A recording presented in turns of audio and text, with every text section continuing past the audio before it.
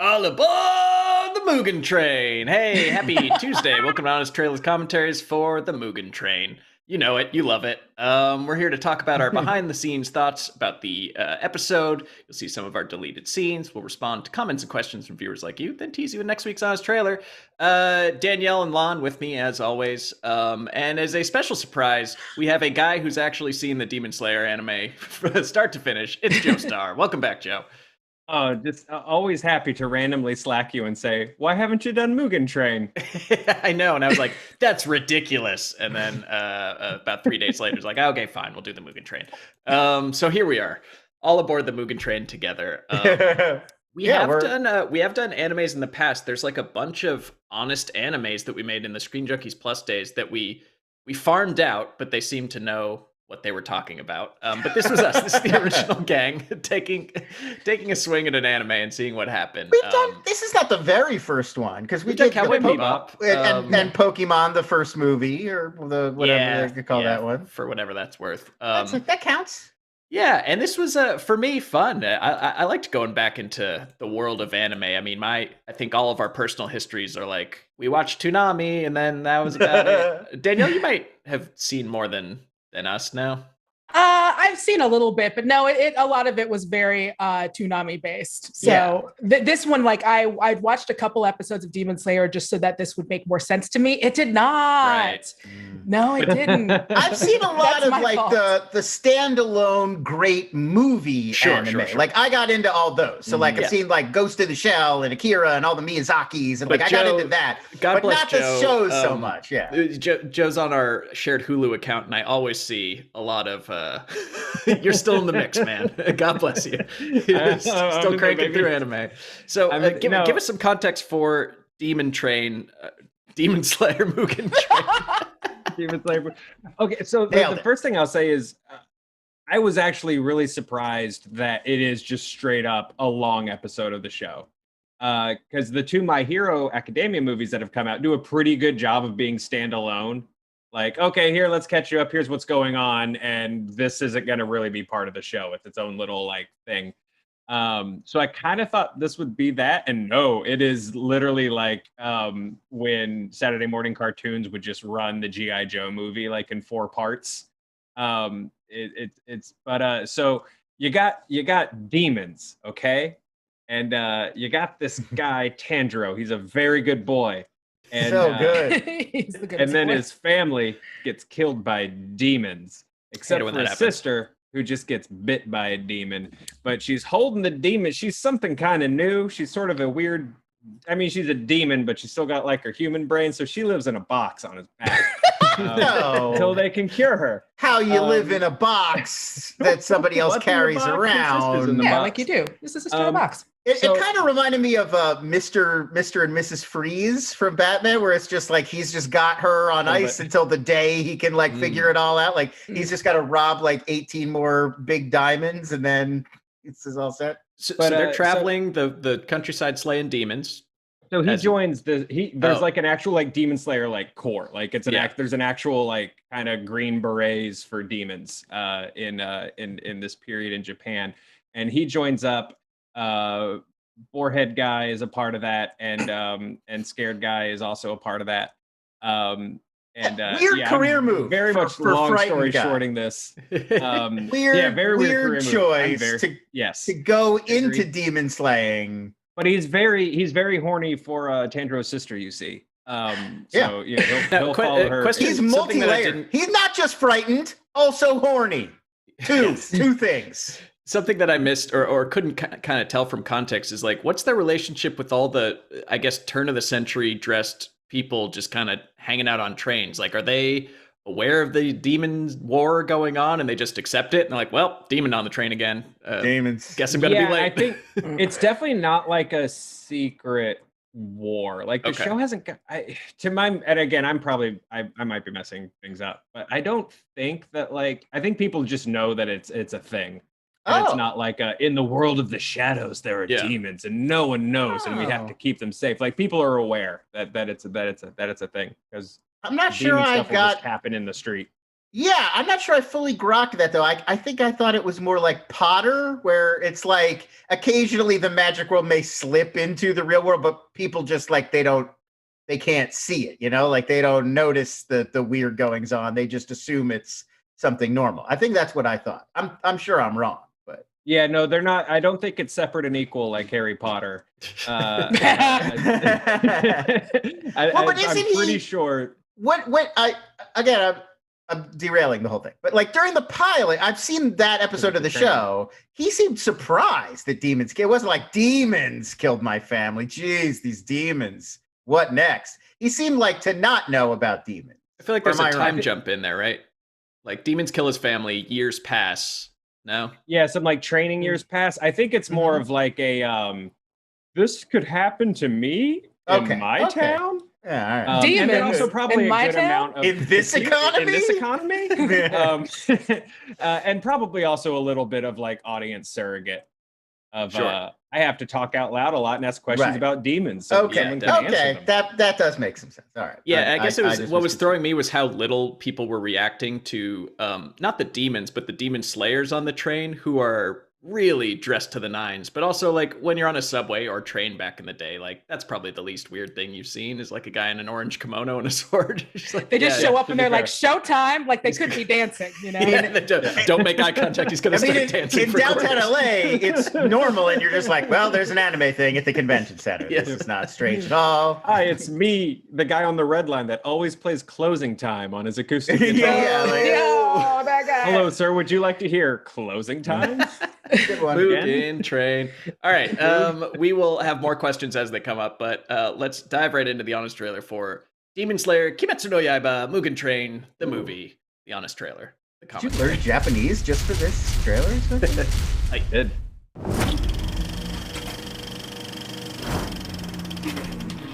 From Japan comes what's probably not the best introduction to anime. But if you're already a fan, wipe that Pocky dust off on your wall scroll and get your hands on Demon Slayer Kimetsu no Yaiba, the movie.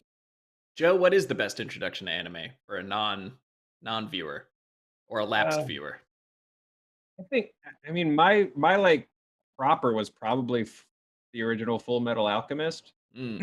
But Full Metal Alchemist Brotherhood's probably a lot better. So I like that. If you like you say that like we're gonna be like, oh, I can't believe he said that. Oh, I don't know. I'm very nervous. Talking about anime. I will go with whatever you say, Joe. Yeah, wow. Talking about anime online's dangerous. I see. I would. Yeah, probably. If you like Avengers and the MCU, probably My Hero Academia. Okay, I would jump in. It's real good. But I like weird. I think what I liked about, and not to go on too much of a tangent about this one, is that it was so unlike things that I watch otherwise. Like I'm not looking for the MCU with like a different skin on it. It's like I like that it was kind of beholden to its own kind of tone and tropes that didn't really exist in Western animation or film.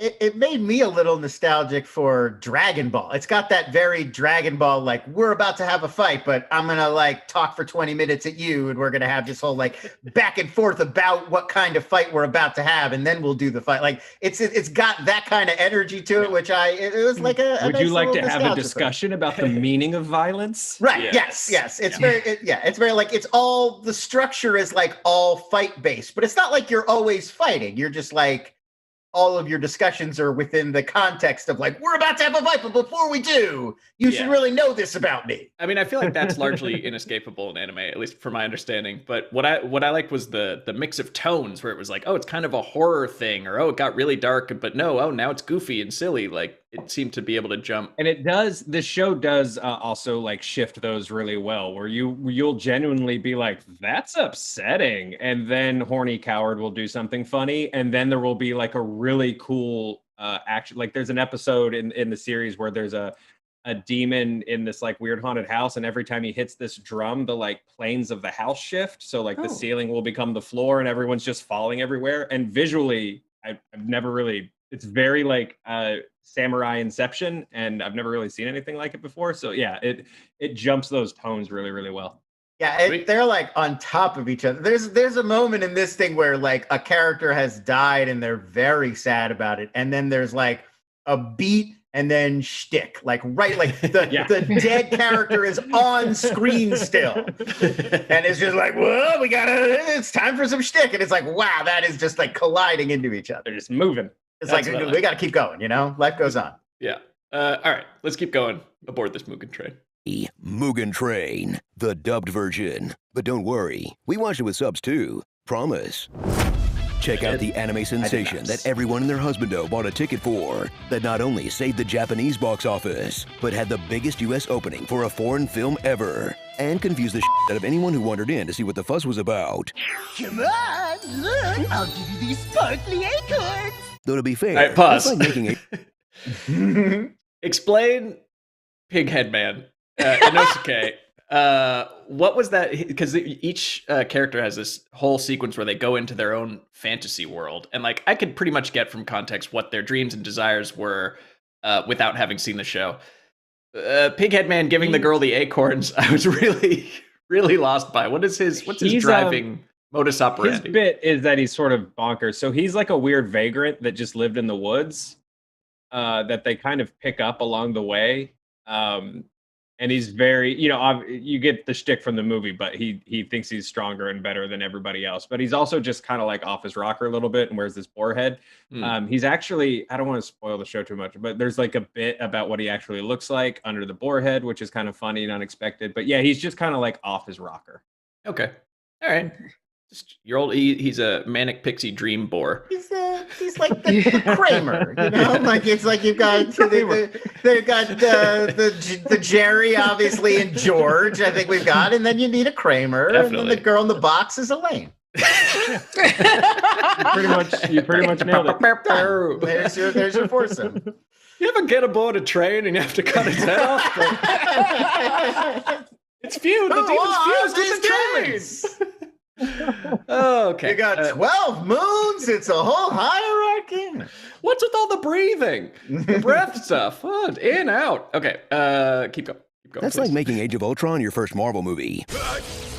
Okay, see, Thor's using his magic dream jacuzzi to recover a vision of the Infinity Stones, and you know what?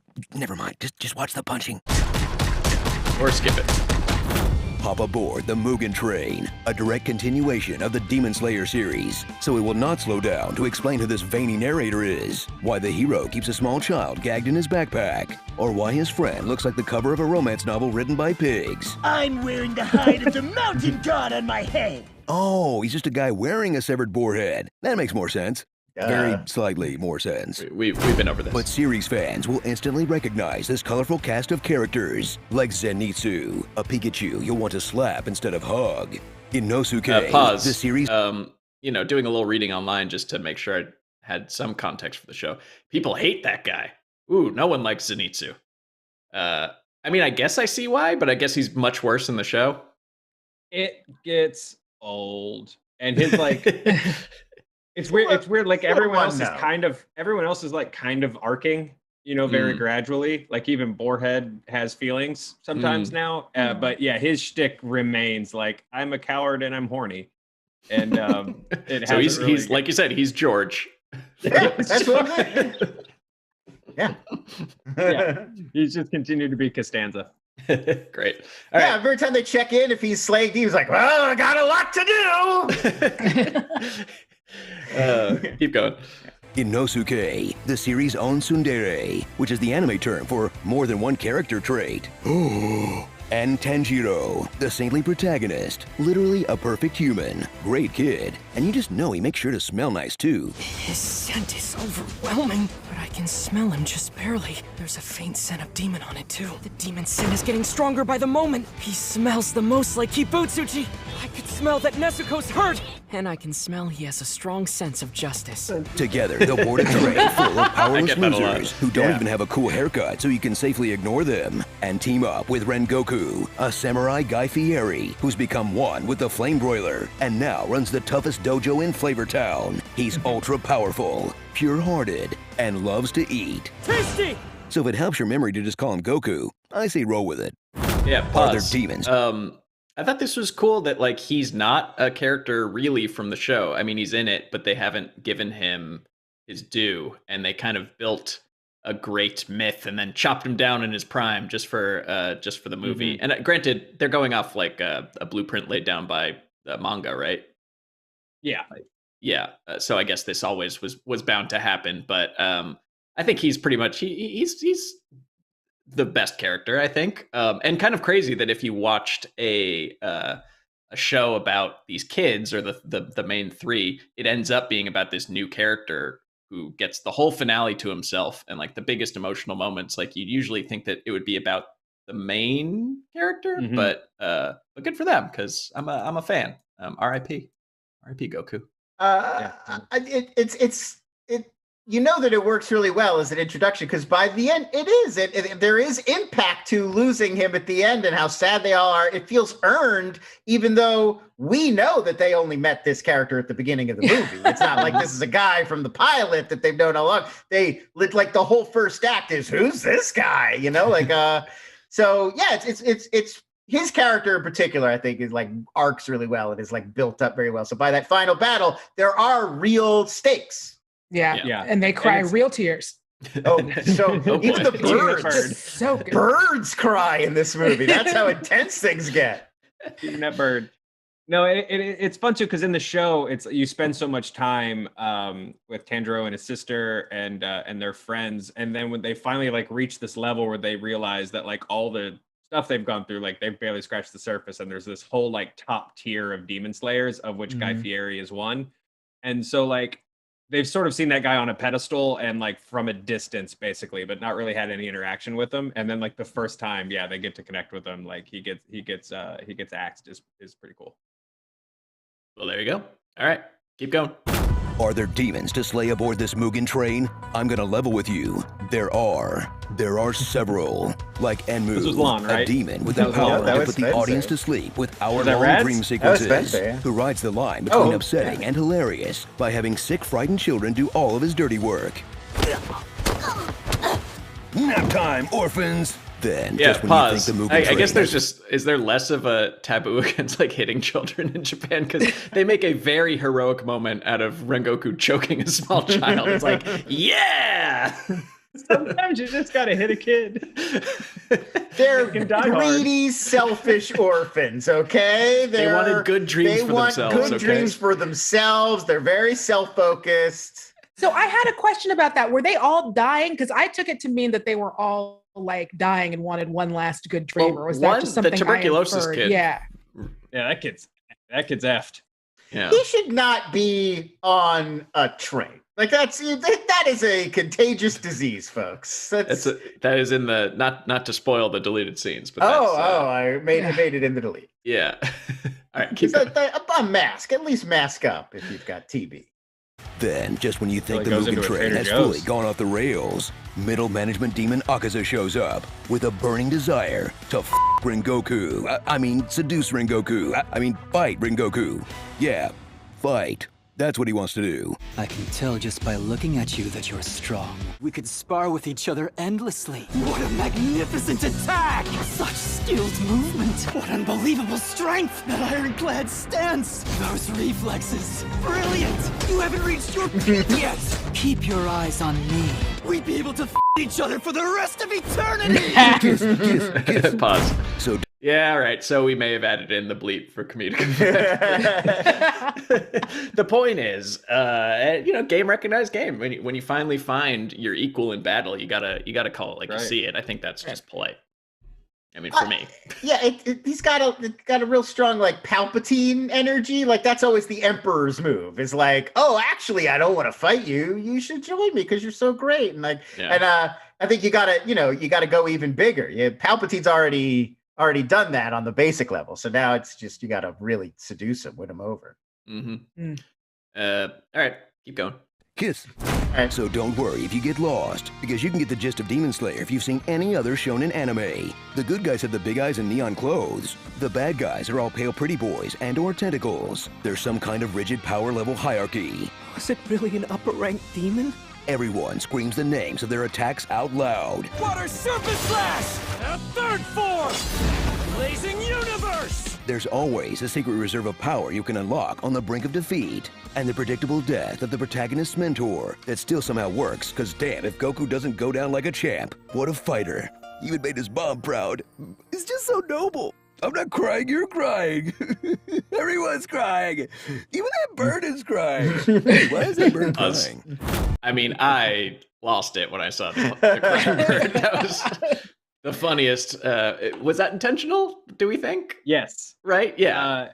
Yeah. So that's one of the big things where you're like, oh, people are going to be lost because they use those birds to send messages to slayers. So like that's how they get gigs. Right. Yeah. It's like the bird shows up and it's like and talks to them. Yeah. All right. You go, okay. Demons. All right. Thanks, bird. Yeah. Everybody gets a bird. Everyone gets a bird. It's my bird. My bird. So that was one where I was like, oh, they did not explain why a bird.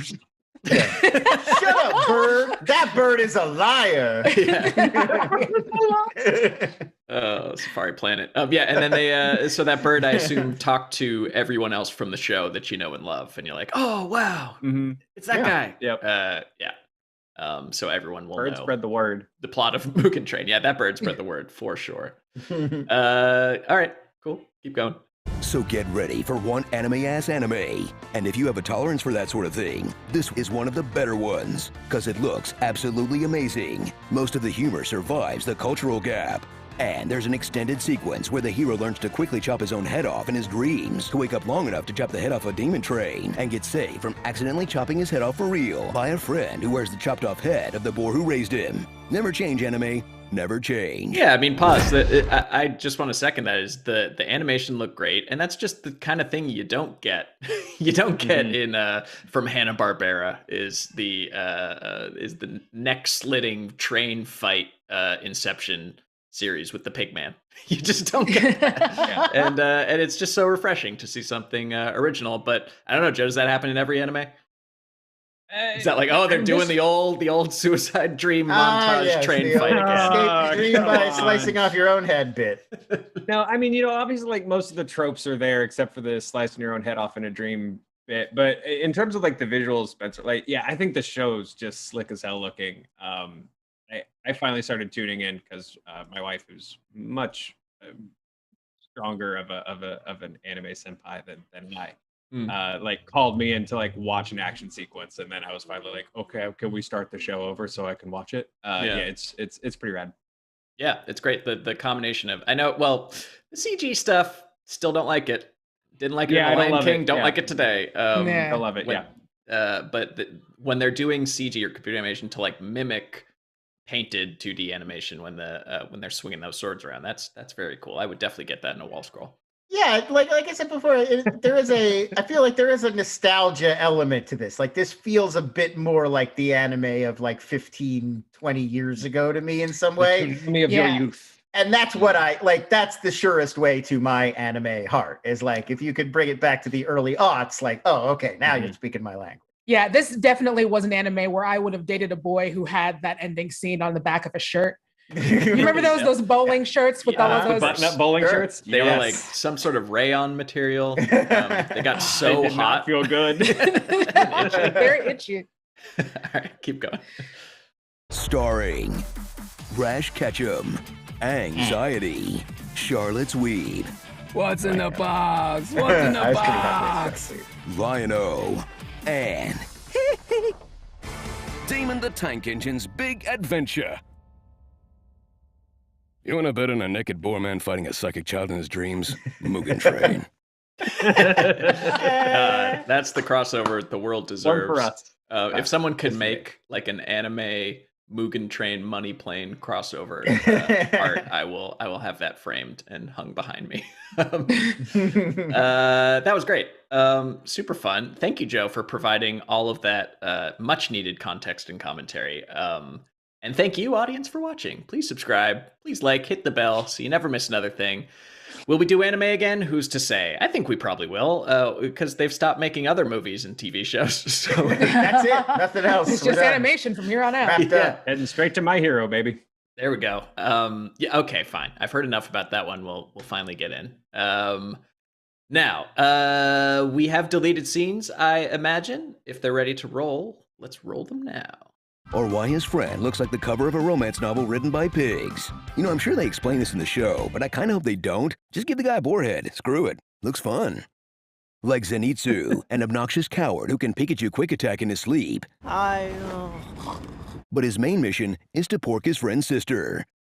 Starring Ready Slayer 1, Scent of a Demon. Are you afraid of this arc? Tweaker Chew. Fighter Pig? Fighter Pig does whatever a fighter pig does. Boar's Head, premium sliced meats. Foxy. Crate of the Furious. My Incubus teacher. Smoking Hashira. Senpai Burn noticed me. Red Goku. And That's right, Mr. Hand. show trauma from the train. Murder on a disorienting express. He has tuberculosis. Tuberculosis is contagious, you know. At least wear a mask, kid. Come on. Demons are bad enough. There you go. Yeah. A He lot of fun. respects personal freedom.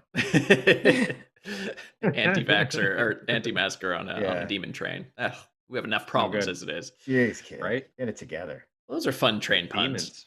Demons. All right, moving on Show to trauma from the train. Come on. show folks. trauma from the train. Come on, folks. Working overtime. So grade A puns. Your questions and comments. Chris Brown, no relation, I hope. Should they do a live action series / movie? No, they should never do live action anime. Or I'm gonna say no until it works, and it has not worked yet. Right? Yeah. No, I co-sign that. I don't want to see any attempt of them. I don't want to see Timothée Chalamet carrying a girl in a box. I just don't think it translates. There's just it's lose-lose. Like if you try to do it and make it look and feel exactly like the original show, well, it doesn't work. It just feels like a pale imitation of something. But if you try to reinvent it, then the fans are like, "What is this? This isn't the thing I like. Get out of here." So it's like, what do you? There's no good answer. I don't think. I have the only thing I have hopes for is John Cho's Cowboy hair for Yeah. Cowboy Bebop. Yeah. I got hope for that one. But that's such like a grounded anime. Like it seems like that feels like Firefly, but with a little bit more style. Like It also feels like it's so classic at this point. Like it's like such a granddaddy of the whole thing that like we're removed enough that we're like, all right, let's see what they do. It doesn't feel like everybody has that personal stake like they would if it was Demon Slayer or My Hero Academia or something. Attack on Titan, something that's big right now. I do wish. My hope is. Go ahead, Spencer. At some point, I think DiCaprio has been like trying to make Akira live action, which would be hilarious. Yeah, well, Taika Waititi. And Taika was Waititi involved tried at to one make point. that. Yeah, like they've all kind of knocked that around. I do just want to see the third act of live action Akira, if nothing else. It's funny too because there are casting calls for Akira like every 5 years. Yeah. And then they don't seem to go anywhere. It's not gonna happen. What I wish is that the message would be received that like these make so much money. Yeah. That someone would just invest in doing 2D animation on a large scale. That would be nice. Instead of the lesson being like, what if we turn this into a real movie? They would just be like, we should make more 2D Make animation. a high budget version of this because you can't do it live. You can't. Yeah. Okay. James Bunt asks, what's your take on the elemental sword effects? Do you feel they're literal or metaphorical or something in between? I didn't know that was even a question. I feel like those are real flames shooting out of that guy's sword. I've been assuming that these guys really shoot things out of their swords. Yeah, can you explain how like the power system of the different breaths work? Sorry to put you on the spot, Joe. Go. No. Different breathing techniques that make different things shoot out of your hands. 4 or 5 different elemental techniques, but he doesn't use the fire as a breath. It's like a dance that his dad knew, and he like unlocked it accidentally. Oh, there is mention of the dance. Right, that's what he's asking about at the beginning. Is the dance his dad used to do? Right. I think I do wish that there would be like a cutaway scene after he uses water breathing, where like everything is kind of soaked. I think that would be hilarious if I'm like, demon slain, let's go, guys, and they just tromp through 3 inches of water to leave the room. What happened was everything changed when the Fire Nation attacked. I think that's what it really comes back to. I do know that they look dope. They do. That was definitely the best looking part. Okay, so I should pause to just say a lot of people apparently have chimed in. Daniel Y, Kevin Brown, Noel Meyer to say, actually, Zenitsu is good. Actually. So there you go. A lot of people showing love for the little Naruto scared boy.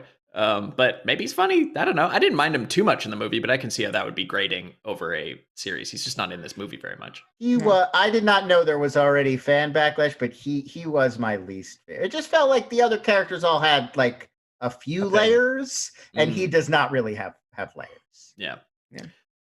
All right. So Jared Johnson says, since we got the movie, are we going to get an honest TV trailer for Demon Slayer? Probably not. I think we do a different anime first, to be honest. I think we'll probably do My Hero Academia, obviously Attack on Titan's out there, and I don't know. Did you guys watch that Godzilla Singular Point one that's on Netflix? I was checking that one. Oh, okay.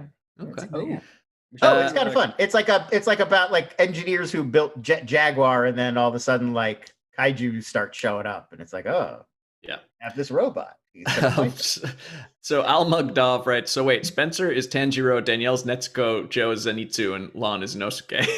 Please don't put me in a box. I just yeah, wow, you boxed Danielle for sure. Wow, don't box women, you guys. Yeah, really, don't put your women in boxes or fridges. She's not a demon. Joe I'm just is kind of a part of a half of a demon. Joe's definitely Tanjiro because he's because of course you would, because you're Tanjiro and you're the purest boy. The selfless one. Like, yeah, it was like, just put me in the box. That guy who stabbed me okay? Oh, I hope he's okay. Oh my God, what a giving nurturer. He thinks he's dying. He sees another guy die. He's like, oh, he's going to have to die knowing that he killed me, that poor man. Like, wow, you're really above and beyond. Yeah. What a guy. Okay, final question from Stephen H. If you had to wear an animal's head on your head, what animal would you choose? Oh. Am I marrying it like it's like we're going full Midsummer? Like it's not like a hat. Like I'm pulling an animal's head over my head. Yeah, you're inside like the head. Boar style, like Inosuke. For argument's sake, let's say you can maybe enlarge the animal so it's head sized. Like if you wanted to wear a frog's head, like that's what I was asking. Like, can I pick a tiny animal? You can pick a small animal, sure, okay, but it's a real large version, so that's pretty gross. Oh, then like a micro pig, but still a micro pig. Even though they're not real, they eventually turn into like big pigs, but keep them with the small head. Oh, come on. How cute would I be with a little pig's head? But it wouldn't be micro anymore. The smallness is the thing, but like a human head proportions, is small proportions. I'm gonna go with like a pigeon head because I feel like a larger pigeon, like those eyes are very off-putting. Just that weird, just side eye that looks like a butt. I think is just a very off-putting eye. And then you go around with the song "No Pigeons" playing in the background. The response to No Scrubs. Yeah. I feel like you go Midsummer. I feel like you go full like black bear, like grizzly bear, like get a like that. One, I think just with the way I already shuffle around as a middle-aged man, it's already pretty grizzly bear-like. It's not a huge adjustment.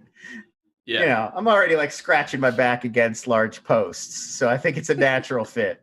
Yeah. I'd go red panda. I think it'd be like, people would be kind of disarmed by that.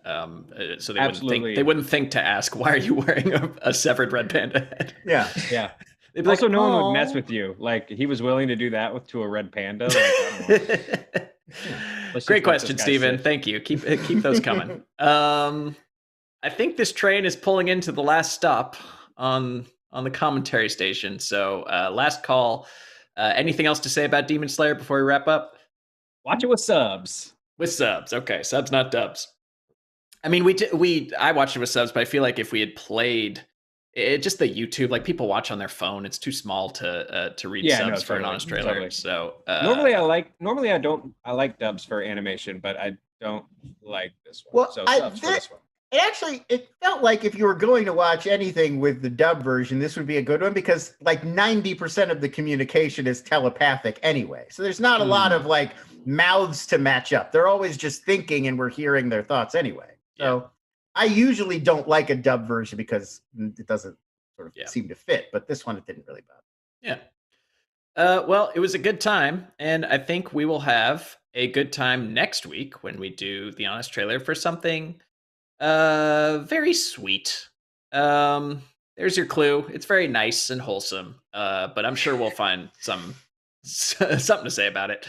That's your clue. It's not much of one, but what can I say? I haven't even watched it yet. Thanks for watching. Hope you enjoyed this week's On Screen Commentary. We'll be back next week for more of the same thing. Bye-bye.